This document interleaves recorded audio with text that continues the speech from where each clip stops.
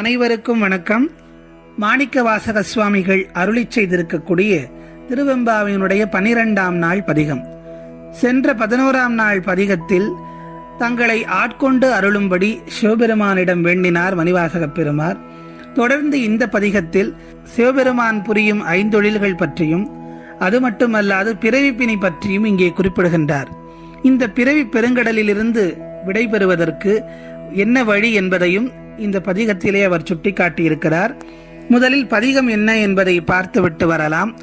ஆர்த்த பிறவி துயர் கெட நாம் ஆர்த்தாடும் தீர்த்தன், நல் தில்லை சிற்றம்பலத்தே தீயாடும் கூத்தன், இவ்வானும் குவலயமும் எல்லோமும் காத்தும் படைத்தும் கரந்தும் விளையாடி வார்த்தையும் பேசி வலை சிலம்ப வார்கலைகள் ஆர்ப்ப அரவம் செய்ய அணிக்குழல் மேல் வண்டார்ப்ப பூத்திகழும் பொய்கை குடைந்துடையான் பொற்பாதம் ஏத்தி இருஞ்சினை நீராடேலோர் எம்பாவாய் என்பது மணிவாசகப் பெருமான் அருளிச் செய்திருக்கக்கூடிய திருவெம்பாவை 12ஆம் நாள் பதிகம்.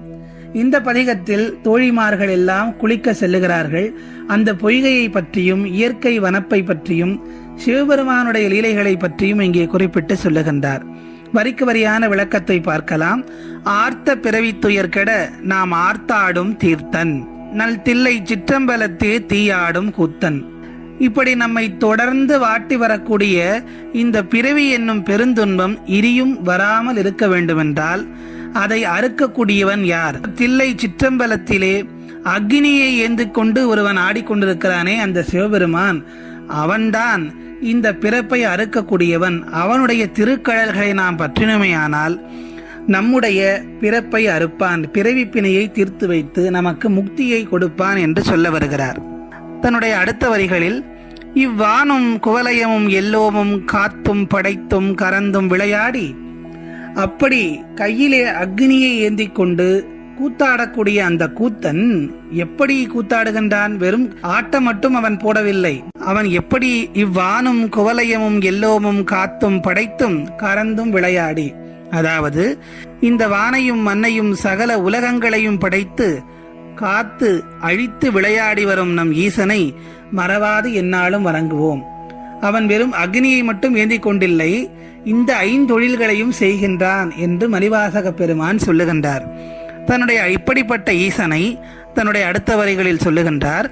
வார்த்தையும் பேசி வளை சிலம்ப வார்கலைகள் ஆர்ப்ப அரவம் செய்ய அணிக்குழல் மேல் வண்டார்ப்ப பூத்திகழும் பொய்கை குடைந்துடையான் பொற்பாதம் ஏத்தி இருஞ்சுனை நீராடேலோர் எம்பாவாய்.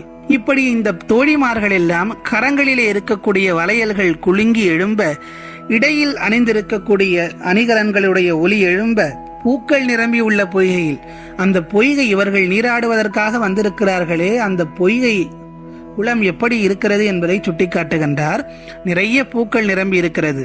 அப்படி நிரம்பி இருக்கக்கூடிய பொய்கையில் குடைந்து நீராடி, அதைத்தான் பொய்கை குடைந்துடையான் பொற்பாதம் ஏத்தி சிவபெருமானுடைய திருநாமங்களை ஓங்கி உரைத்து சொல்லி அவனுடைய புகழை பாடி இன்பம் அடைந்து நீராடுவோம் என்று தோழிமார்களை எல்லாம் அழைப்பதாக மணிவாசக பெருமான் நம்மை எல்லோரையும் அழைக்கின்றார். சகலமும் அவனால் தான் பிறக்கிறது, அவனால் தான் வாழ்கிறது, அவனால் தான் மறைகிறது என்பதை அறிந்தும் மாயையால் அறிவிழந்த சிலர் மட்டும் தானே எல்லாம் என்ற ஆணவம் கொண்டு திரிந்து வருகிறார்கள். அகம்பாவம் என்னும் பெரும் பாவத்தை விடுத்து அவர்கள் ஈசனை சரணடைந்தால் மட்டுமே பிறவி எனும் இந்த பெரும் துன்பத்திலிருந்து விடுபட முடியும். இந்த பதிகத்தினுடைய உட்பொருளாக தாத்பரியமாக மணிவாசகர் சொல்ல வருவது, இந்த பிறவி என்பது பெரும் துன்பம். நாம் நினைப்பது போல் இன்பம் என்றும் கிடையாது. மீண்டும் மீண்டும் பிறவி எடுத்து பலவிதமான துன்பங்களுக்கு ஆளாகிறோம். இந்த துன்பத்தில் இருந்து நம்மை விடுவிக்க வேண்டுமானால் நம்மை பக்திக்குள் நனைத்து இறைவன் கையில் வைத்து கூத்தாடி கொண்டிருக்கும் தீயில், அந்த அக்னியில் நம்மை எரித்து சாம்பலாக்கிவிட வேண்டும். இறைவன் அளிக்கக்கூடிய முக்தி என்பது மட்டுமே இந்த பிறவி துன்பத்திலிருந்து நம்மை விடுவிக்கும். அதனால் அனைவரும் இறைவனின் அருளை பெற வேண்டும். படைத்தல் காத்தல் உள்ளிட்ட அனைத்திற்கும் காரணமானவர் சிவபெருமான் மட்டுமே என கூறுகிறார் மணிவாசகப் பெருமான். ஆகவே இறைவன் அளிக்கக்கூடிய முக்தி என்பது மட்டுமே இந்த பிறவி துன்பத்திலிருந்து நம்மை விடுவிக்கும். அதனால் இந்த தோழிமார்களோடு சேர்ந்து நாம் அனைவரும் இறைவனின் அருளை பெற வேண்டும்.